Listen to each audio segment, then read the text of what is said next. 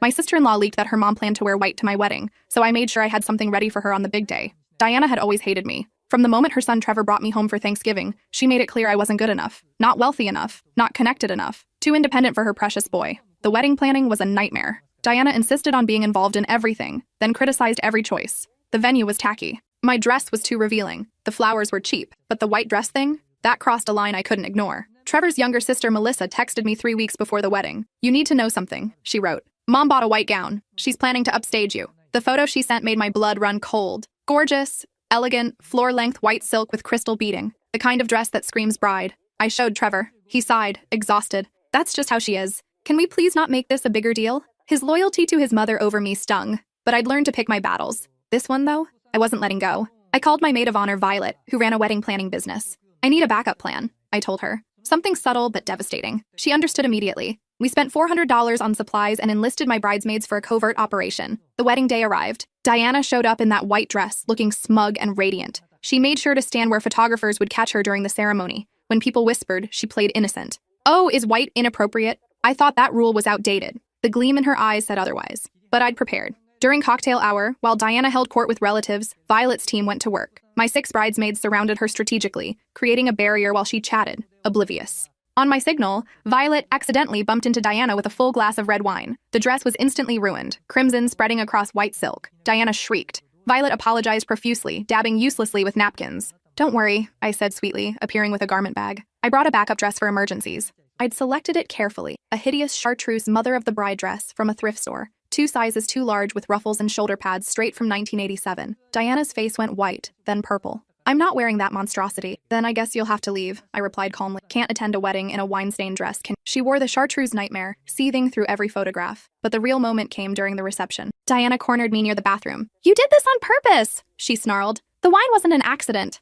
I smiled, leaning close. "Neither was your white dress, Diana." Her eyes narrowed. "You have no idea what you've started. This family will never accept you now. I'll make sure of it." "Your son married me," I said. "You already lost." That's when Diana smiled, cold and calculating. "Trevor doesn't know everything about his trust fund, does he? About the clause his grandfather added? The one that says if he marries without family approval, he loses everything?" She straightened the ruffled shoulders. "Enjoy your wedding night, sweetie. Tomorrow, we're calling the lawyers." My stomach dropped. Trevor had mentioned a trust fund, but never details. Never conditions. "You're bluffing." She pulled out her phone, showing me a legal document. There it was, clear as day. A matrimonial approval clause requiring consent from both living parents. Diana's signature was conspicuously absent. "See you in court," she whispered, then walked back to the reception, leaving me frozen, my perfect revenge suddenly feeling like the worst mistake of my life. I couldn't fit what happens next in this short video, watch the rest down below. I stood outside that bathroom for what felt like an hour, but was probably only 3 minutes. My hands were shaking. The music from the reception drifted through the walls, some upbeat song that felt obscene given what I'd just learned. I wanted to run after Diana, to demand answers, but my legs wouldn't move. Violet found me there, mascara running down my face. "What happened?" she asked, grabbing my shoulders. "Did she say something?" I couldn't form words, just shook my head and showed her the screenshot I'd managed to take of Diana's phone before she walked away. Violet's eyes went wide as she read the legal document. "Holy shit," she whispered. "Is this real?" "I don't know. Maybe. Trevor never mentioned anything like this. You need to talk to him, right now." But I couldn't. Not at our wedding reception, not while 200 guests were dancing and eating the $18,000 meal we'd charged to 3 different credit cards, not while Trevor's father was giving a toast about how proud he was of his son. I fixed my makeup in the bathroom mirror, reapplied my lipstick with trembling hands, and walked back into the reception like nothing was wrong. Trevor caught my eye from across the room and smiled, completely unaware that our marriage might have just cost him his entire inheritance. The rest of the reception passed in a blur. I smiled for photos, cut the cake, threw my bouquet. Diana watched me the whole time with that same smug expression, sipping champagne in her hideous chartreuse dress like she'd already won. At midnight, Trevor and I finally collapsed in the honeymoon suite at the hotel. He started unbuttoning his shirt, grinning at me with that boyish look I'd fallen in love with 3 years ago. "Best day of my life," he said, pulling me close. I wanted to tell him. The word sat heavy on my tongue, but he looked so happy, so completely content, that I couldn't bring myself to ruin it. "Mine too," I lied. "We made love that night, but I was somewhere else entirely." My mind kept replaying Diana's words. "Tomorrow, we're calling the lawyers." I barely slept. At 6 a.m., while Trevor snored softly beside me, I grabbed his laptop from his bag and started researching trust fund clauses. What I found made my stomach turn. Matrimonial approval clauses were real, and they were enforceable. If Trevor's grandfather had included one in the trust document, and if Diana's signature was required for approval, we were in serious trouble. The trust fund wasn't just some small inheritance. Trevor had mentioned once that his grandfather had left him close to $4.7 million set to fully vest when he turned 30. He was 28 now. I thought about our life together, the small apartment we rented because Trevor said he wanted to build something on his own first, the modest car he drove, the way he never seemed worried about money, but never spent extravagantly either. He'd been waiting for that trust fund, planning on it, and I'd just jeopardized everything. At 8 a.m., Trevor's phone rang. He groaned, reaching for it without opening his eyes. Hello? His voice was thick with sleep. I watched his face change as he listened. Confusion, then disbelief, then something close to horror. What? No, Mom, that can't be right. He sat up straight, suddenly wide awake. What do you mean the lawyers are already reviewing it? My heart sank. It was happening, already. Trevor listened for another minute, his jaw clenching tighter with every word. I'll call you back, he finally said, and hung up. The silence stretched between us. What was that about? I asked, even though I already knew. He turned to look at me, his eyes searching my face. My mom says there's a clause in my grandfather's trust. Something about needing both parents' approval for major life decisions, including marriage. And she didn't approve. Apparently not. He ran his hands through his hair, the same gesture he made when he was stressed. She's saying I have to get the marriage annulled or I forfeit the entire trust fund. Trevor, did you know about this? The question hit me like a slap. What? No. How would I know about your family's trust fund? I don't know. But Melissa seemed to know everything else about what Mom was planning. Maybe she told you about this too. She didn't. I swear. Your mother told me last night, at the reception. His eyes narrowed. And you didn't think to mention it? We were at our wedding. I wasn't going to ruin our reception over something that might not even be true. Might not be true? He grabbed his laptop, pulling up his email. Mom sent me a copy of the trust document. Let me show you exactly how true it is. He clicked open an attachment, and there it was. Pages and pages of dense legal language, but one section was highlighted in yellow. The beneficiary must obtain written approval from both living parents for any marriage contracted before the age of 30. Failure to obtain such approval will result in immediate forfeiture of all trust assets, which will then be redistributed to surviving family members as outlined in Section 7. I read it 3 times, each word hammering another nail into my chest. I never knew this was in here, Trevor said quietly. Grandfather died when I was 19. My dad handled all the legal stuff. He never mentioned any conditions. Maybe he didn't know either. Or maybe he knew my mom would use it as a weapon someday. Trevor closed the laptop. She's done this before. With my sister. I'd heard about this. Melissa had dated a guy in college that Diana disapproved of. The relationship ended badly, though Melissa never talked about the details. She threatened Melissa's trust fund. Melissa doesn't have one. She gave in to Mom's demands about who she could date, what major to choose, where to live after graduation. In exchange, she gets a monthly allowance. But the real money? That's mine. Was mine. We can fight this, I said. Get a lawyer. Challenge the clause. With what money? That trust fund was going to let us buy a house, start a business, maybe have kids without worrying about finances. Now? He laughed bitterly. Now we're 2 people with $86,000 in student loans, working jobs that barely cover rent. I wanted to argue, but he was right. I was a junior graphic designer making $42,000 a year. He was in marketing, pulling in maybe $55,000. We'd been coasting on the assumption that the trust fund would arrive in 2 years and change everything. So what do we do? I asked. Trevor was quiet for a long moment. I don't know. 3 hours later, we met with a lawyer. Her name was Patricia Chen, and she charged $400 an hour for a Sunday consultation. We couldn't afford it, but we didn't have a choice. She reviewed the trust document with the kind of detached professionalism that made me want to scream. This clause is enforceable, she said finally. Your grandfather had the right to put any conditions he wanted on the trust. The question is whether the court will consider marriage approval to be reasonable. And? Trevor leaned forward. Probably yes. Courts generally respect the wishes of the deceased when it comes to estate planning. Unless you can prove the clause is discriminatory or against public policy, it stands. So I either get an annulment or I lose $4.7 million. That's the situation, yes. I felt like I was going to be sick. This was my fault. If I hadn't orchestrated the wine incident, if I just let Diana wear her white dress and dealt with it like an adult, maybe she wouldn't be weaponizing the trust fund now. What if we can get his mother to sign the approval? I asked. Patricia looked at me over her reading glasses. That would solve the problem. But based on what you've told me, that seems unlikely. There has to be something else. Some loophole. There isn't. Her tone was final. I'm sorry, but this is pretty straightforward. The trust has conditions. Those conditions weren't met. The beneficiary loses access to the funds. We left her office in silence. Trevor didn't look at me during the elevator ride down, didn't speak during the drive home. When we got back to our apartment, he went straight to the bedroom and closed the door. I sat on the couch, staring at nothing. My phone buzzed. A text from Diana. I hope you enjoyed your wedding night. Trevor knows now, I assume. Such a shame. But actions have consequences, dear. You wanted to humiliate me? Consider yourself humiliated. I typed and deleted 5 different responses before settling on nothing. Anything I said would just make things worse. Another text came through, this time from Melissa. I heard what Mom did. I'm so sorry. I should have warned you about the trust fund clause. I didn't think she'd actually use it. You knew? I typed back. Mom threatened me with it when I was dating Cameron in college. Made me break up with him. I thought she was bluffing about doing it to Trevor. She wasn't bluffing. 3 dots appeared, then disappeared, then appeared again. Come over. Tomorrow. Don't tell Trevor. I might have something that can help. I wanted to ask what, but the dots disappeared and she didn't respond to my follow-up messages. That night, Trevor slept on the couch. I could hear him pacing around 2 a.m., probably researching lawyers or annulment procedures or ways to magically produce 4.7 million. The next morning, I called in sick to work and drove to Melissa's apartment across town. She answered the door looking exhausted, dark circles under her eyes. "You look how I feel," I said. "I didn't sleep. Come in." Her apartment was tiny, but expensively decorated. Everything from the furniture to the art on the walls screamed money, which made sense. Diana controlled her purse strings completely. "I need you to understand something before I show you this," Melissa said, kicking the door behind me. "If my mom finds out I gave this to you, she'll cut me off completely. No more allowance, no more car payments, no more health insurance. I'll be on my—" "Then don't show me. I can't ask you to risk that." "Yes, you can, because what she's doing is wrong." Melissa pulled out her laptop.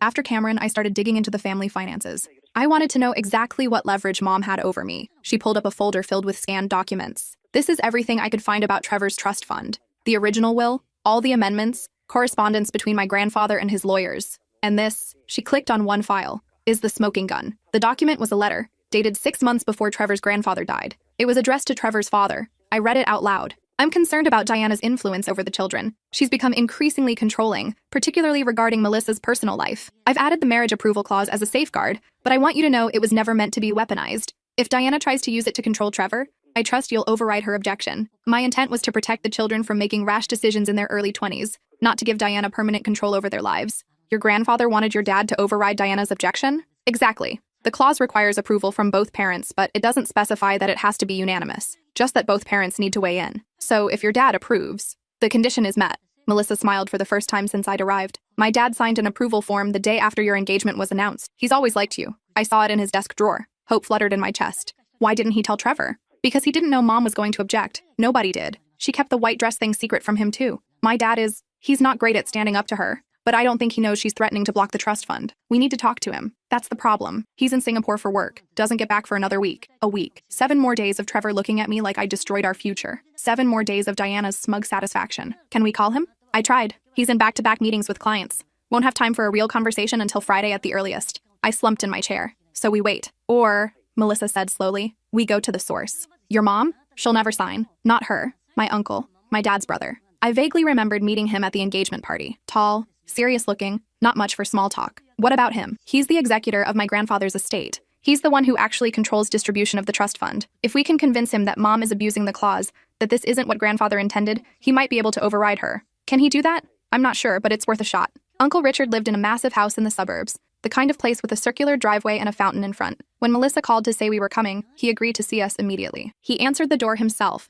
no housekeeper or butler. Up close, I could see the family resemblance to Trevor. Same eyes, same jawline. "Come in," he said. Melissa explained some of what's happening. We sat in his study, surrounded by floor-to-ceiling bookshelves and leather furniture that probably cost more than my car. "Diana's blocking Trevor's trust fund because she disapproves of your marriage," Uncle Richard said. "Not a question, just a statement. Yes. And you want me to override her. We want you to enforce what your father actually intended," Melissa corrected. "This clause was never meant to give Mom absolute power." Uncle Richard sighed, pulling out reading glasses. "I've been expecting this call for years. I knew Diana would eventually use that clause as a weapon. I told my father it was a mistake to include it." "Can you help us?" I asked. "Legally? I'm not sure. The trust document gives both parents input, but it doesn't outline what happens if they disagree. I'd need to consult with the estate attorney." "And unofficially?" He leaned back in his chair, studying me. "Why did you marry Trevor?" The question caught me off guard. "Because I love him." Even knowing his family comes with significant baggage. Every family has baggage. True. But not every family has Diana. He smiled slightly. "I've known my sister-in-law for 30 years. She's brilliant, ambitious, and absolutely ruthless when she feels disrespected.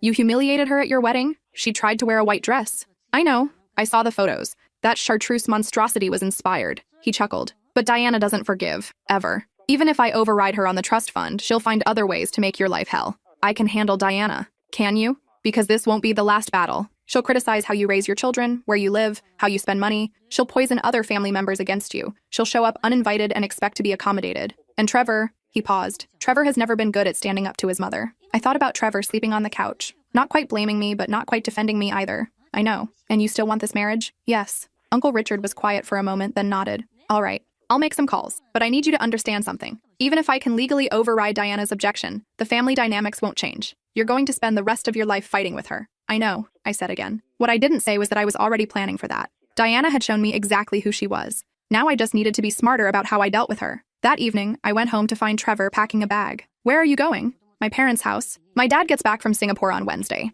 I need to talk to him in person. Your mom will be there." "I know." He didn't look at me. "But I need to figure this out." Melissa and I talked to your uncle today. He thinks he might be able to help. Trevor paused, a shirt halfway into his duffel bag. What did you tell him? The truth. That your mom is abusing the trust fund clause. You had no right to involve more family members in this. I had every right. This affects both of us. Does it? He zipped the bag closed. Because from where I'm standing, this is all about you and my mom. I'm just collateral damage. That's not fair, isn't it? You knew she hated you. You knew she'd be at the wedding, but you couldn't just let the white dress thing go. You had to orchestrate this elaborate revenge plot. She was trying to upstage me at my own wedding. So what? So people would have whispered about her tackiness? Big deal. Instead, you humiliated her in front of 200 people, and now I'm losing $4.7 million. The words hung in the air between us. You blame me, I said quietly. I blame both of you, you and my mom, playing these stupid games while my life falls apart. He grabbed his bag and walked toward the door. Trevor, wait. I need some space. I'll call you in a few days. The door closed behind him with a soft click that felt louder than a slam. I stood there in our empty apartment, surrounded by wedding gifts we hadn't even unwrapped yet, and realized that Diana might have won after all. The next 3 days were the longest of my life. Trevor didn't call, didn't text. When I tried reaching him, his responses were 1 or 2 words. Fine, busy, later. I threw myself into work, spending 12-hour days at the design studio trying not to think about how my marriage was crumbling before it had even really started. On Wednesday afternoon, Melissa called. Uncle Richard got the estate lawyers involved. They're saying the trust document is ambiguous about disagreeing parents. It could go either way. That's not helpful. Wait, there's more. They found something in the original correspondence. Grandfather wrote a codicil 6 weeks before he died, specifically addressing this scenario. He wrote that if the parents disagree on approval, the executor should side with whichever parent is acting in the beneficiary's best interest, which would be your dad, not your mom. Exactly. But Uncle Richard needs your father-in-law to formally submit his approval in writing, with a statement explaining why the marriage is in Trevor's best interest. And he needs it before mom's lawyers file a formal objection. When does she file? Friday. So we have less than 48 hours. I tried calling Trevor again, straight to voicemail. Your dad needs to sign the trust approval form, I texted. Please call me. 3 hours later, he finally responded. Dad signed it this morning. He's sending it to Uncle Richard tonight. Mom is furious. Is it enough? I typed back. Lawyer says probably. We'll know by tomorrow. Can we talk? In person? The 3 dots appeared and disappeared several times before his response came through. Not yet. I need more time. That night, I couldn't sleep. Every time I closed my eyes, I saw Diana's smug face, heard Trevor's voice saying, I blame both of you. At 2 a.m., my phone rang. Unknown number. Hello? Is this Mrs. Anderson? A woman's voice, professional but cold. My new last name still felt strange. Yes. This is Patricia Lee, Diana Anderson's attorney. I'm calling to inform you that my client is pursuing legal action regarding the trust fund matter. We'll be filing for a declaratory judgment tomorrow morning, asking the court to invalidate your marriage's approval status.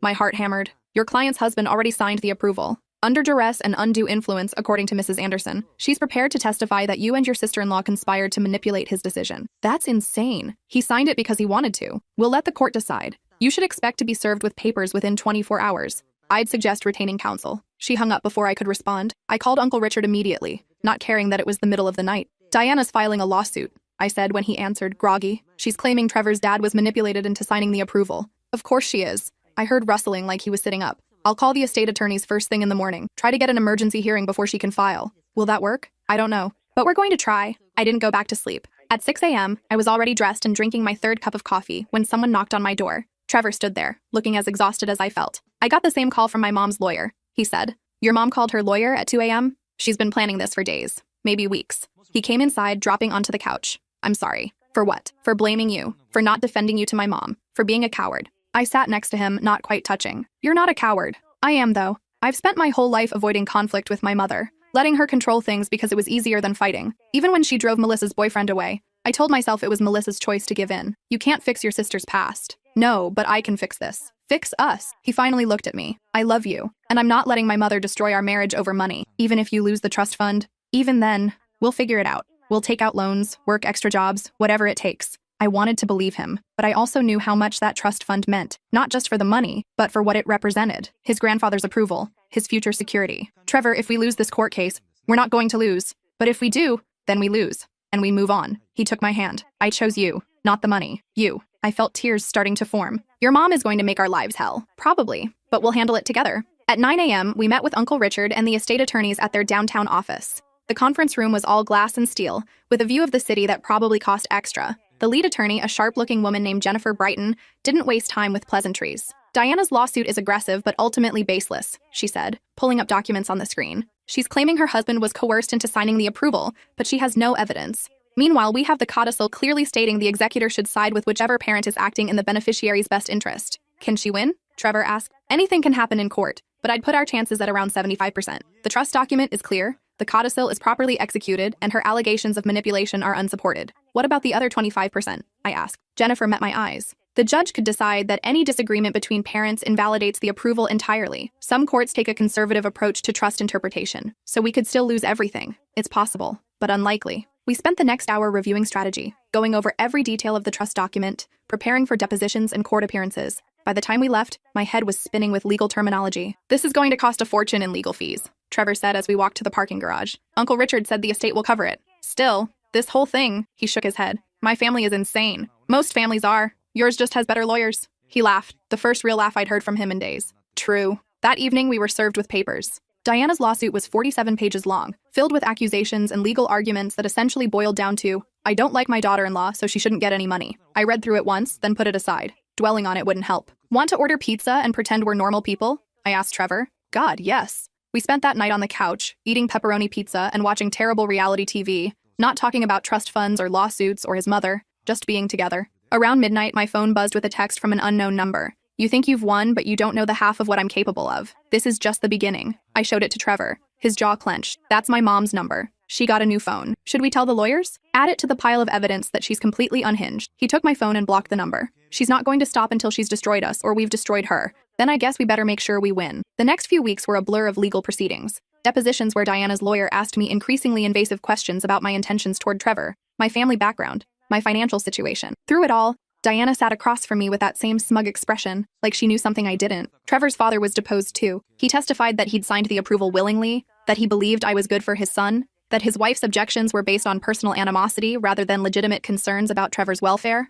Diana's lawyer tried to argue that Trevor's father was being controlled by me, that I'd somehow manipulated him during our few interactions. The argument was so thin it was almost insulting, but the trial date kept getting pushed back. First 1 month, then 2. Diana's lawyers filed motion after motion, prolonging everything. She's trying to drain the estate's legal budget, Jennifer explained during one of our strategy meetings. Force a settlement. Will it work? I asked. Not if Uncle Richard holds firm. And so far, he's not budging. Meanwhile, life went on. Trevor and I settled into a routine, figuring out how to be married while in the middle of a legal war. Some days were good. We'd cook dinner together, talk about normal things like where to hang pictures or what color to paint the bathroom. Other days, the stress got to us and we'd fight about stupid things, dishes left in the sink or forgetting to pick up groceries. One evening, 3 months after the wedding, I came home to find Trevor sitting at the kitchen table with his head in his hands. What happened? I ran into my mom at the grocery store. I sat down across from him. What did she say? She asked when I was going to come to my senses and get the annulment. Said it wasn't too late, that the trust fund was still mine if I just admitted I'd made a mistake. His voice cracked. She was crying, actually crying, saying I was breaking her heart. Trevor. I told her no, that I'd chosen you and I wasn't going back, and he looked up at me with red-rimmed eyes. She said I was dead to her, that if I continued with this marriage, she'd never speak to me again. I'm sorry. Don't be. She gave me an ultimatum. I chose you. He stood up, pulling me into a hug. But it still hurts, you know? She's my mom. Even if she's terrible, she's still my mom. I held him while he cried. This man who'd been strong through 3 months of legal hell finally breaking down because his mother had rejected him. That night, as we lay in bed, he said quietly, if we lose the lawsuit, I don't want you to feel guilty. I already feel guilty. Well, don't. This isn't your fault, it's my mom's. She's the one who couldn't accept that I'm an adult who can make my own decisions. Still, I could have handled the wedding dress thing differently. You could have, but you didn't, and honestly, I'm glad you stood up to her. Someone needed to. 2 weeks later, we finally got our trial date. 6 months after the wedding, we'd have our day in court. Jennifer prepared us extensively. Mock questioning, reviewing testimony, going over every possible angle Diana's lawyers might take. The key, she explained, is showing that your marriage was entered into in good faith, for legitimate reasons. Not as some scheme to access Trevor's money. They're going to paint you as a gold digger. We need to counter that narrative. How? Character witnesses. People who can testify about your relationship, your values, your character, friends, co-workers, family members. We spent the next month lining up witnesses. My best friend from college who'd seen Trevor and me fall in love. My boss who could testify about my work ethic and independence. Trevor's friends who'd known him for years and could speak to how happy he was in our relationship. Even Violet agreed to testify, despite her nervousness about being in court. You stood by me through the wedding planning disaster, she said. I'm standing by you now. The night before the trial, I couldn't eat. My stomach was in knots, my mind racing through every possible outcome. What if we lose? I asked Trevor for the 100th time. Then we lose, and we build a life anyway.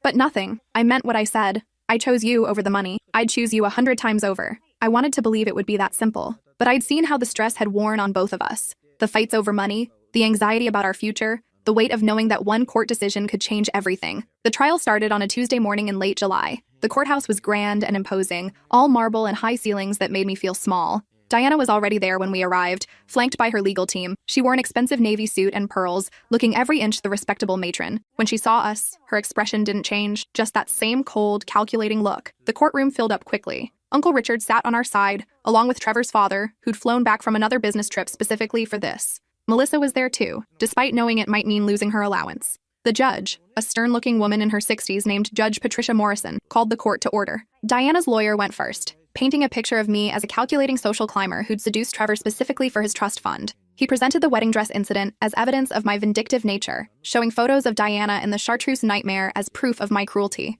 Mrs. Anderson subjected my client to deliberate humiliation, he argued. This is not the behavior of a woman who married for love. This is the behavior of someone settling a score. Our lawyer countered with the context. The white dress Diana had planned to wear, the years of mistreatment, the history of Diana trying to control every aspect of Trevor's life. Then came the witnesses. My college roommate testified about late-night conversations where I'd gushed about Trevor, long before I knew anything about a trust fund. Trevor's best friend from high school talked about how Trevor had changed since meeting me, become more confident and independent. Trevor's father took the stand and calmly explained why he'd signed the approval. "I've known my son his entire life," he said. "I've never seen him happier than he is with this young woman. My wife's objections are based on personal grievances, not on any legitimate concern for Trevor's well-being." Then Diana took the stand. She was a masterful witness, playing the wounded mother perfectly. Tears welled in her eyes as she described how I'd poisoned Trevor against her, how the wine incident had been a calculated attack meant to destroy her relationship with her son. "I only want what's best for Trevor," she said, dabbing at her eyes with a handkerchief. "And marrying someone so vengeful, so cruel, it's not in his best interest."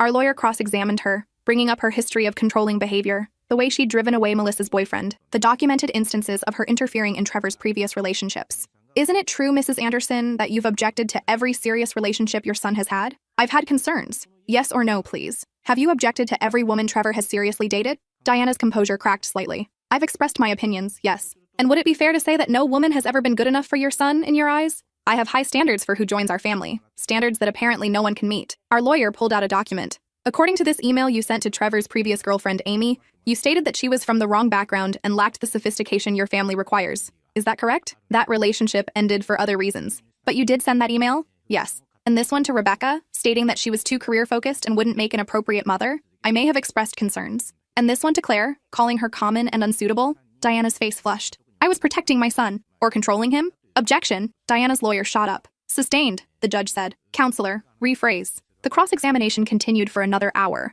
methodically dismantling Diana's image as a concerned mother and revealing her as what she really was: controlling, manipulative, and unable to let her son make his own choices. By the time she stepped down, she was visibly shaken, the composed mask slipping. Then Trevor took the stand. He was calm, measured, explaining in clear terms why he'd married me, how our relationship had developed, what the trust fund meant to him. "I won't lie and say the money doesn't matter," he said. "But it matters less than my wife. My mother has always tried to control who I date, who I'm friends with, what career I pursue. The trust fund was just her latest leverage point. But I'm 28 years old. I'm allowed to make my own decisions even if she doesn't agree with them." Diana's lawyer tried to shake him on cross-examination, suggesting that I'd manipulated him, that he was too influenced by me to see clearly. "Has your wife ever pressured you about the trust fund?" the lawyer asked. "Never. Never asked when you'd receive it, how much it was, what you'd do with it? She knew it existed, but we didn't discuss details. I kept that information private. Why? Because I wanted to build something on my own first, before the trust fund vested. I didn't want money to define our relationship. And yet, here we are, fighting over money." "No," Trevor said firmly. "Here we are, fighting over my right to marry who I choose.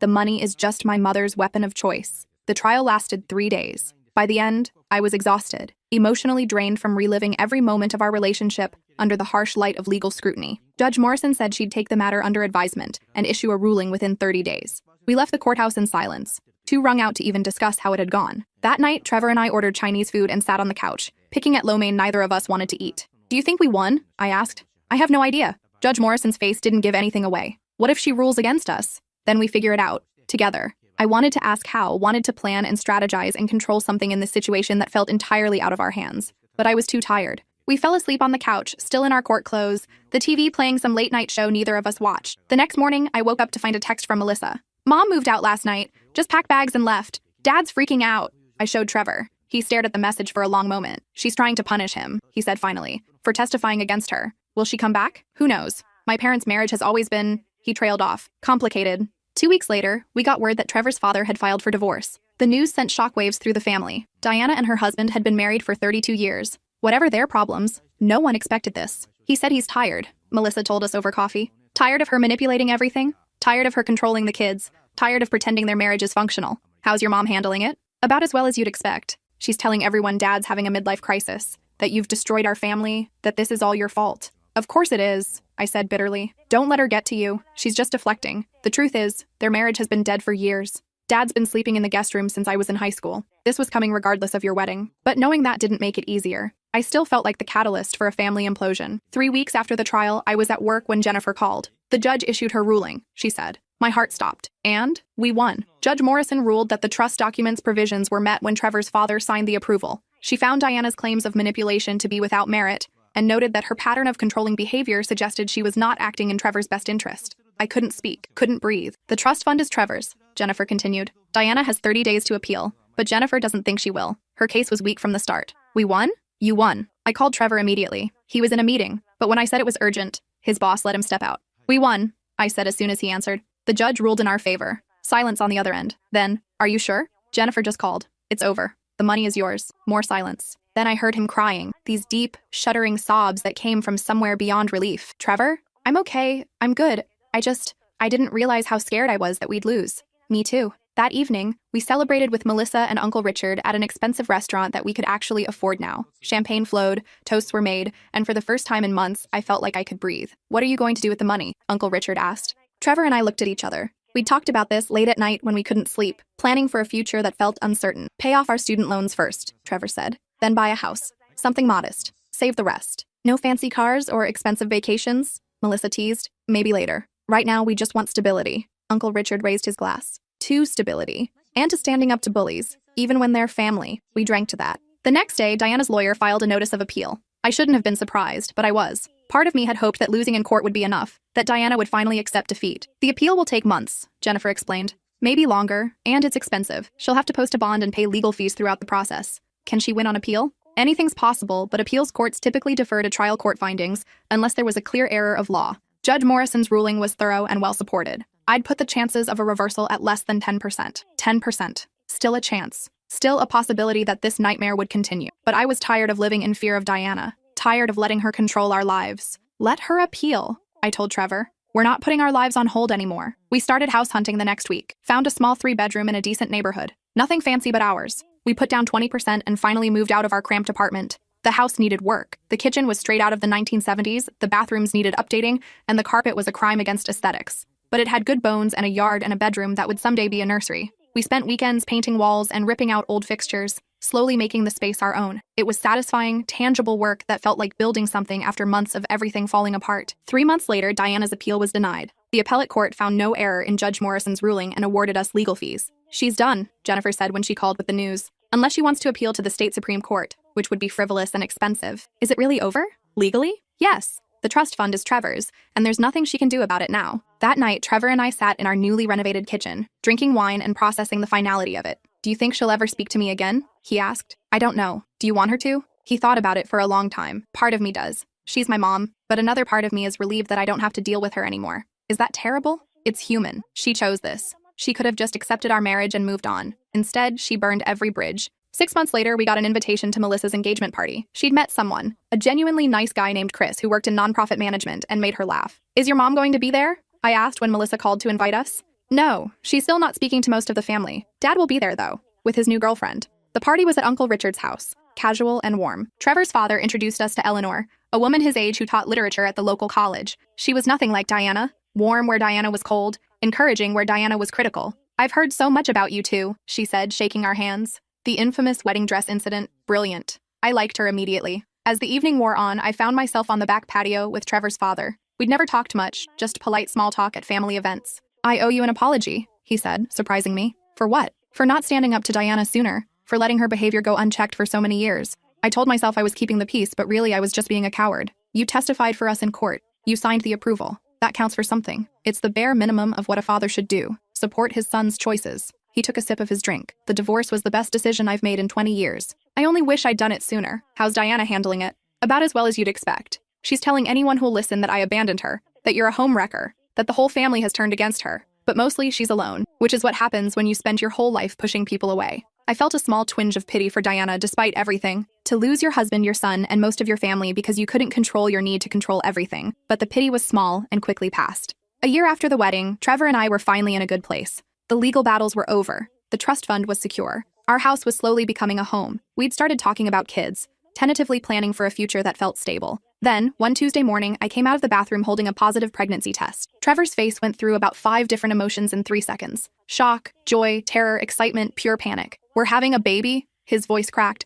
"We're having a baby." He picked me up and spun me around, laughing and crying at the same time. The pregnancy was smooth, blessedly free of complications. We turned the 3rd bedroom into a nursery, painting it a soft yellow because we decided to keep the gender a surprise. 8 months in, I was huge and uncomfortable, and ready to meet this baby who kept kicking my ribs. That's when I got a text from an unknown number. I heard about the pregnancy. "Congratulations. I'd like to meet for coffee to discuss the future." It was Diana. I recognized the tone, if not the number. I showed Trevor. He stared at it for a long moment. "What do you want to do?" he asked. "I don't know. Part of me wants to ignore it, but she's the baby's grandmother." "Yeah." We talked about it for days, weighing the pros and cons. Finally, I agreed to meet her, but only in a public place and only for an hour. The coffee shop was neutral territory, a busy Starbucks where nothing too dramatic could happen. Diana was already there when I arrived, looking smaller somehow, older. "Thank you for coming," she said as I sat down. "I almost didn't. I wouldn't have blamed you if you hadn't." She wrapped her hands around her coffee cup. "I've spent the last year in therapy, court-mandated initially because of the divorce, but I've continued going. Good for you.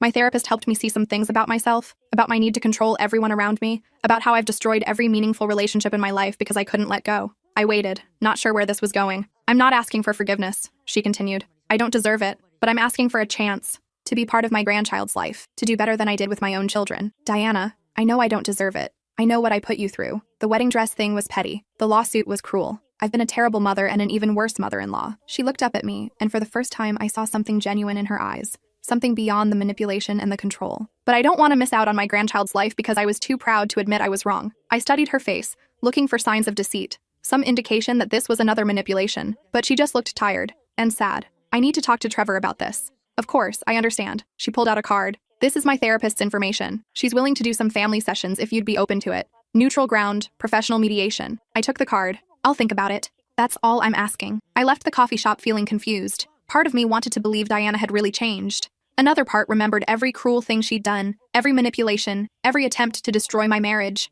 That night, I told Trevor about the meeting. "What do you think?" he asked. "I think people can change. I also think your mom has spent 60 years being exactly who she is.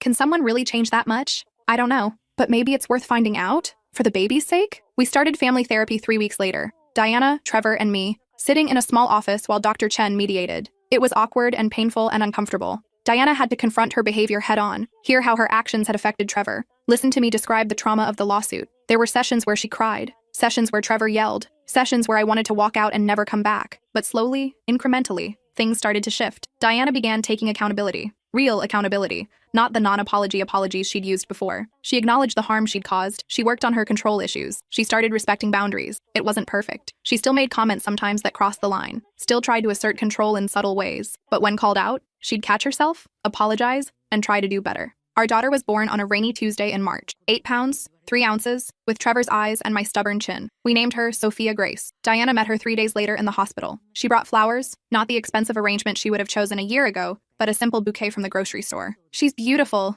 Diana said, tears streaming down her face. "Absolutely perfect. Do you want to hold her?" I asked. Diana looked at me like I'd offered her the world. "Really? Really?" I watched as Diana cradled her granddaughter, saw something soften in her face that I'd never seen before. Maybe people could change. Maybe it just took the right motivation. Over the next year, Diana proved herself slowly. She respected our parenting decisions, even when she disagreed. She asked before visiting instead of showing up uninvited. She apologized when she overstepped. It wasn't perfect. We had setbacks, arguments, moments where old patterns resurfaced. But she kept working at it, kept trying to be better. 2 years after the wedding, Trevor and I hosted Thanksgiving at our house. Melissa and Chris came, now married themselves. Trevor's dad and Eleanor, Uncle Richard and his wife, and Diana, who brought a pumpkin pie and complimented my cooking without a single backhanded comment. As I looked around the table at this family that had almost destroyed itself over pride and control and money, I felt something close to peace. We'd survived. Not just survived, but actually built something good from the wreckage. After dinner, Diana asked to speak with me privately. We went out to the back porch where the November air was crisp and clear. "I wanted to thank you," she said. "For what?" "For not giving up. On Trevor, on the marriage, on the possibility that I could be better. A lot of people would have written me off completely. I almost did. I know. I don't blame you." She looked out at the yard, where Trevor was playing with Sophia in the fallen leaves. When I wore that white dress to your wedding, I thought I was making a point, showing you that you'd never really be part of this family, that I'd always have the power. You succeeded in making a point, just not the one you intended." She laughed, sharp and bitter. The wine incident was brilliant, by the way. I was furious in the moment. But looking back, I deserved worse, probably. I spent so much of my life trying to control everything. My husband, my children, even you. And I almost lost it all because I couldn't accept that control is an illusion. You didn't almost lose it all. You did lose it all. You lost your marriage, your relationship with Trevor, your dignity in court. You had to build it all back. You're right, and I'm still building. Every day I'm trying to be better than I was. It's exhausting, honestly. Growth usually is. We stood in silence for a moment, watching Trevor and Sophia. "I won't ever be perfect," Diana said finally. "I'll probably screw up again, say the wrong thing, or try to control something I shouldn't. But I want you to know that I'm trying, really trying. I know. And as long as you keep trying, we'll keep working with you." She nodded, blinking back tears. "Thank you." Inside, someone called us for dessert. We went back in, back to the warmth and noise of family. That night, after everyone had gone home and Sophia was asleep, Trevor and I sat in our living room, exhausted but content. "Did you ever think we'd get here?" he asked. "With my mom actually being decent? Honestly, no. I thought we'd be estranged from her forever. Would that have been easier? I thought about it. Maybe. But this is better. Not easy, but better. I'm proud of you, you know, for giving her a second chance when you didn't have to. I'm proud of you, too, for standing up to her in the first place, for choosing us over the money. The money helped, though." He grinned. "It definitely helped." We laughed, and I thought about that girl who'd planned the perfect revenge on her future mother-in-law, not knowing it would lead to a lawsuit and a family implosion, and eventually, to this, to something resembling peace. The trust fund money sat in our bank account, most of it invested for Sophia's future. We'd bought the house, paid off our debts, donated to causes we cared about. But the real wealth wasn't the $4.7 million. It was this: the family we'd fought to build, the boundaries we'd established, the relationships we'd salvaged from the wreckage. Diana would never be a perfect grandmother or a perfect person. She'd probably overstep again, try to control things, make comments that would require another therapy session to work through. But she was trying, and that was enough. 3 years after the wedding, I got a text from Diana with a photo attached. It was the white dress she'd planned to wear, hanging in a donation center. "Getting rid of some old baggage," the message said. Literally and figuratively. I smiled and showed Trevor. "Character development," he said. "Redemption arc. Do you forgive her? For everything?" I thought about it. Forgiveness was complicated. It wasn't a single moment or decision, but an ongoing choice. I'm working on it. Same way she's working on being better. Fair enough. That evening we had dinner with just the three of us. Me, Trevor, and Sophia, who was now old enough to smear spaghetti sauce all over her face and demand more garlic bread. As I watched my husband make silly faces at our daughter, as I sat in the house we'd bought with money we'd fought for, as I contemplated calling Diana to say thank you for the text, I realized something. The wedding dress revenge had been satisfying in the moment. But this messy, complicated, hard-won family peace was so much better than any revenge could ever be. Sometimes the best payback isn't destruction. It's building something good despite someone's best efforts to tear you down. And we'd built something good. Not perfect, never perfect, but ours. And that was enough.